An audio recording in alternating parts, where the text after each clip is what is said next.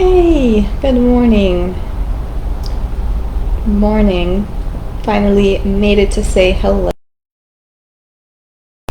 Let's go ahead and start off with a morning word. Alright, without further ado, good morning to you. In the name of Allah, most gracious, most merciful. Okay. Fun. Surah 57, line 16, down at the bottom of the page here.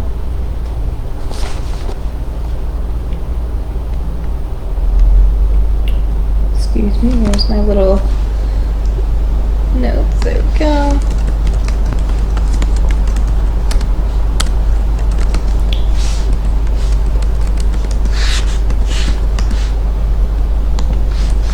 Alright, Surah 57, line 16 reads, "Has not the time arrived for the believers that their hearts in all humility should engage in the remembrance of Allah and of the truth which has been revealed to them, and that they should not become like those who have given revelation aforetime, but long ages passed over them, and their hearts grew hard?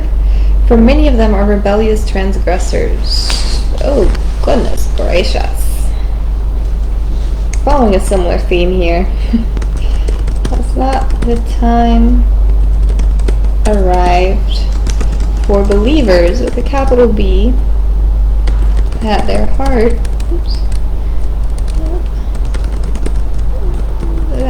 hearts in all humility should engage in the remembrance, yes, of Allah.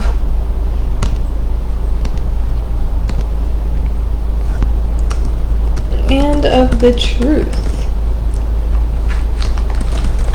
which has been revealed to them,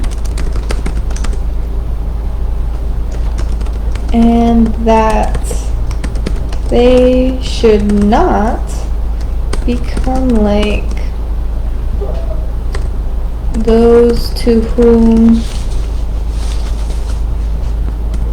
was given revelation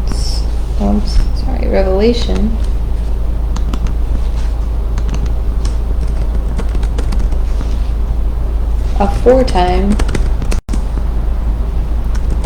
but long ages passed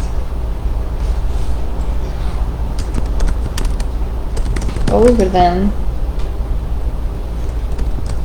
and their hearts grew hard.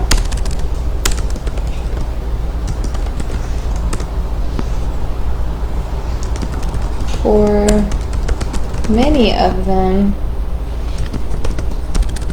are rebellious transgressors. Period. Okay, so cut and dry, straightforward per usual. Similar tone of voice and everything that we have going on here in the Quran. But again, straightforward nonetheless.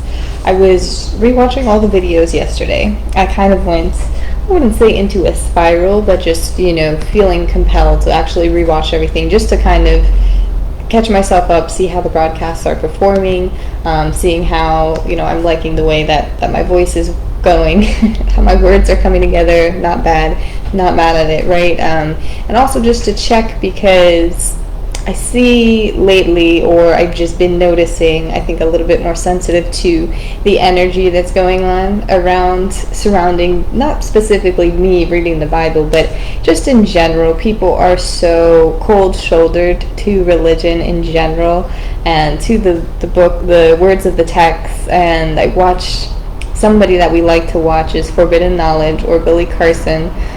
Ian would like to watch some of his podcasts more on like business mindset, or like, just like ancient understanding and thought.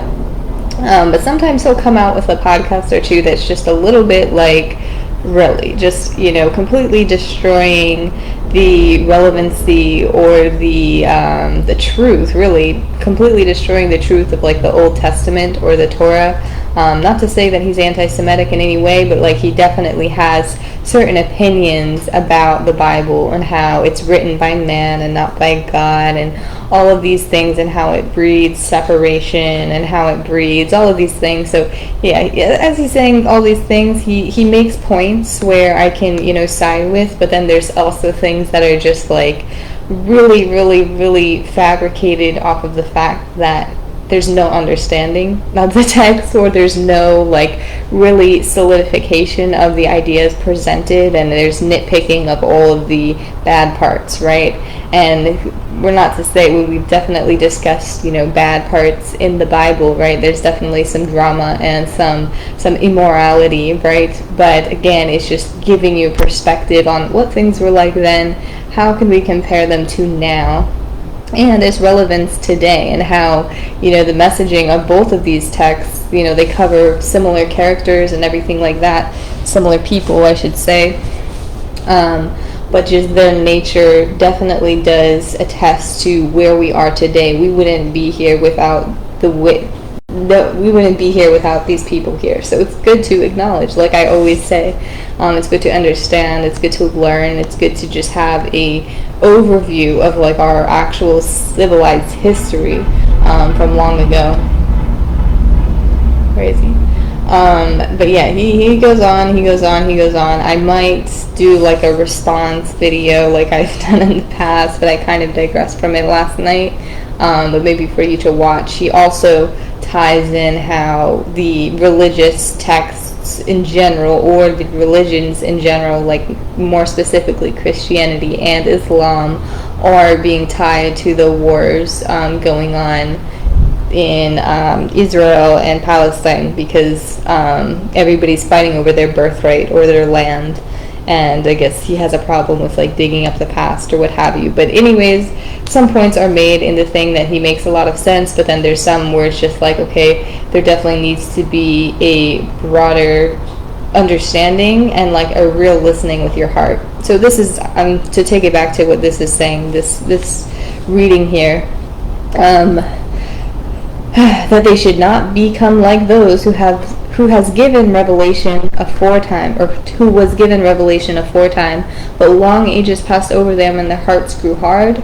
So the revelation was given to these people, right? And as time went on, kind of what he discusses, as time went on, the same stories being retold and retold and retold without any understanding of like the origins of it, right? And the people of the Bible. But it's just being retold. So over time, it becomes fallacy in their heart, and their hearts just harden to the idea of religion in general, because it's taught to by your parents or your parents' parents or what have you. It's just being kind of passed down the line like the game of telephone.